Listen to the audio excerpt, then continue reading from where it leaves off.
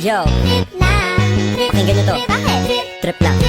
Halika na tara, madali lang talaga. Pangako pagkatapos humihinga ka, padali na pare magliliwanag na kung di ka sasabay, maiiwanan ka. Ang isip ay wag na gawin pang dalawa, dahil isa lang ito. Ang gusto lang naman ito ay maging masaya. Para di ka mabato ay iwas mo. Kung pananatili sa isang lugar, ibig ko sabihin ay huwag ka papasakop. Sa takot, wag ka papasakop. Kapag nangate, di ka matito isipin mo. Pinipad na lahat ng karanasan mo dito sa mundo. Bilang tao, gano'n pa rin hindi nagbago. Pinakamasaya yung di Mindanao. Kasi pag di mo ka alam, nakakapagod pero exciting na exciting. Sumabay na sila sa nagmahal. Oras na susukan ang di pa nagagawa. Minsan lang kaya magpakaligaya.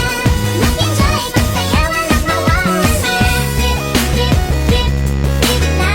Trip, trip, trip, trip na. May gusto kong gawin pero nangangamba na baka mga tao tawanan ka. Nais kumanta pero di mo forte. 5 piso lang naman ang karaoke. Go, basta sa bakanting lote. Joke, galingan kahit konti. Kahit rip, di kinasa ginagawa mo na sa ganun ay wala masabi ang ibang tao.